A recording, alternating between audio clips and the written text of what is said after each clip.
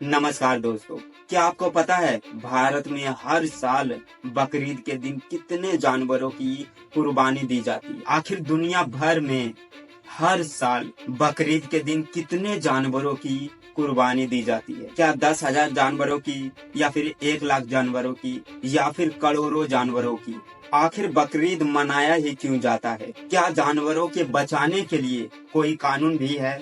इस वीडियो में हम सब विस्तार से जानने वाले हैं, तो इस वीडियो को आप लास्ट तक देख। तो चलो वीडियो को स्टार्ट करते हैं। सबसे पहले हम बात करते हैं कि आखिर बकरीद मनाया ही क्यों जाता है। देखो, बकरीद, जिसे ईद उल अजहा भी कहते हैं, यह इस्लाम धर्म का एक महत्वपूर्ण त्योहार है जो बलिदान, आस्था और समर्पण का प्रतीक माना जाता है। यह त्योहार हजरत इब्राहिम की उस परीक्षा की याद में मनाया जाता है जिसमें उन्होंने अल्लाह के आदेश पर अपने सबसे प्रिय पुत्र की बलि देने के लिए तैयार हो गए थे। देखो, इसके पीछे एक इंटरेस्टिंग कहानी है। इस्लामिक मान्यताओं के अनुसार हजरत इब्राहिम को एक रात सपना आता है। उस सपने में अल्लाह ने उनसे उनकी सबसे प्रिय चीज की कुर्बानी मांगते हैं। हजरत इब्राहिम के लिए उनके पुत्र ही उनके सबसे प्रिय चीज था। अब क्या होता है, जो इब्राहिम होते हैं वह अपने बेटे को इसके बारे में बताते हैं। जो इब्राहिम के बेटा होते हैं वो भी कुर्बानी के लिए तैयार हो जाते हैं। जब इब्राहिम ने अपने बेटे की कुर्बानी देने लगे तो अल्लाह उनसे प्रसन्न हो गए। अल्लाह ने उनकी परीक्षा को मानते हुए इब्राहिम के बेटे की जगह कुर्बानी के लिए एक भेड़ को भेज दिए और उस भेड़ की कुर्बानी दी गई। यह जो घटना है यह कुरान में लिखा गया है। कुरान को इस्लाम में पवित्र माना जाता है।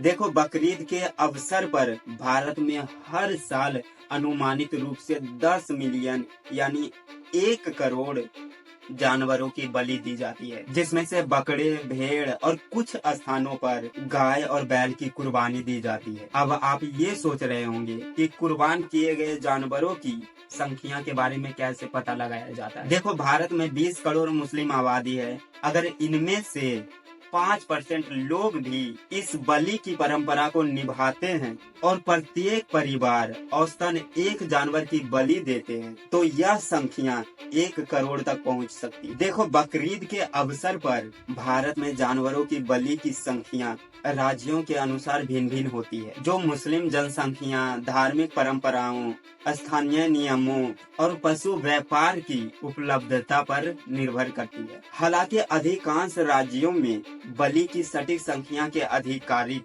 आंकड़े उपलब्ध नहीं है। निम्नलिखित राज्यों में उपलब्ध जानवरों के आधार पर बलि की संख्या का अनुमान उपलब्ध कराया गया है। जैसे बिहार, पटना के राजा बाजार में बकरीद से पहले लगभग 10,000 बकरियां बिकने के लिए लाया गया, जो बिहार, उत्तर प्रदेश, राजस्थान और मध्य प्रदेश से लाई गई थी। अनुमानित रूप से पूरे बिहार में 1.5 से 2 लाख जानवरों की कुर्बानी दी जाती है। वहीं उत्तर प्रदेश में अनुमानित रूप से 2 से 3 लाख जानवरों की कुर्बानी दी जाती है। वहीं राजस्थान में अनुमानित रूप से 1 से 1.5 लाख जानवरों की कुर्बानी दी जाती है।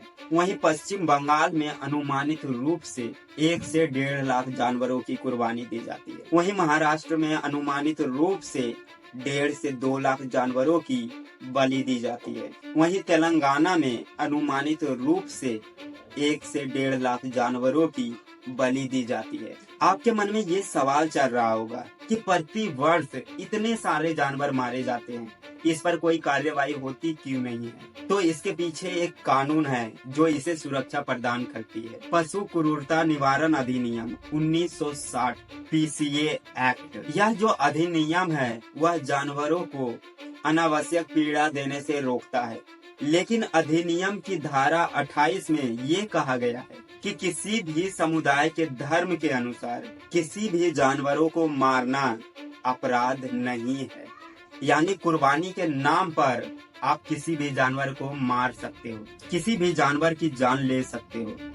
पाकिस्तान में 2024 में लगभग 6.8 मिलियन यानी 68 लाख जानवरों की कुर्बानी दी गई, जिसमें से बैल 29 लाख, बकरी 33 लाख, भेड़ 3,85,000, भैंस 1,68,000 और 98,700 ऊंट की बलि दी गई। वहीं इंडोनेशिया में हर साल 20 लाख जानवरों की कुर्बानी दी जाती है।